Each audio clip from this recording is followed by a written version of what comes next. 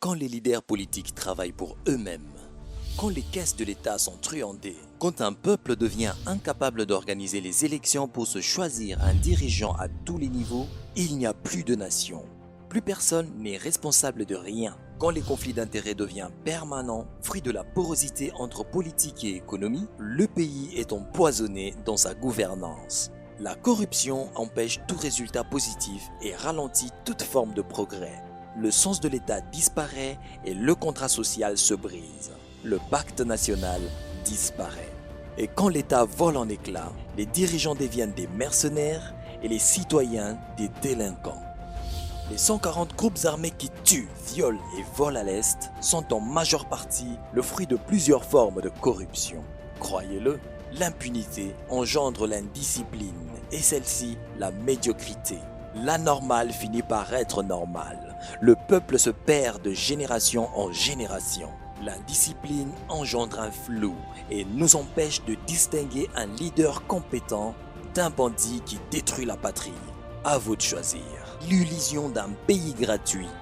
Des citoyens sans numéro d'impôt est un tour de passe-passe. Un tour de passe-passe pour nous enlever le sens de droit et de l'action. Des crimes sous nos yeux et nous restons indifférents. Des accidents évitables nous arrachent des vaillants citoyens. Nous les attribuons au sort. Des enfants dans les rues et on ne les voit même plus. Des koulounas qui tuent et chacun pense que ça n'arrive qu'aux autres. On a pourtant eu des initiatives, tolérance zéro, les portes de prison grandement ouvertes. On a des lois et des organes. Tout ça fonctionne pour trop peu de résultats. La corruption a envahi l'école à tous les niveaux et même l'hôpital. Il faut arrêter ça tout de suite. Nous payons le stupide prix du silence et de l'égoïsme comme des idiots. Nous pouvons changer tout ça. C'est notre choix. Ensemble, nous avons le devoir de sauver la nation. Les intègres. Ce club des hommes et des femmes interviennent pour contribuer à la renaissance d'un état de droit. Une patrie qui marche pour tout le monde en commençant par les plus petits. Nous voulons un pays qui crée des richesses et non un qui lutte contre la pauvreté alors que certains se remplissent les poches, nationaux et étrangers. Nous voulons une prospérité co-construite et partagée équitablement. La corruption n'est pas une option. Il n'est pas question de faire réguler.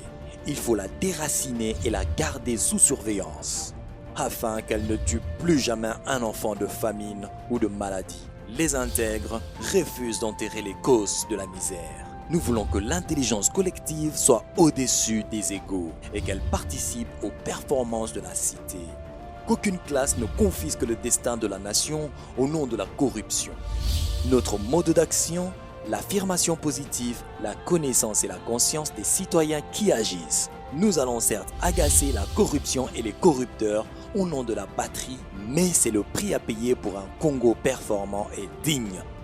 Pour porter ce combat, le nombre est un déterminant important. Ceci est une invitation à nous rejoindre pour construire un grand pays que nous léguerons aux générations futures avec fierté.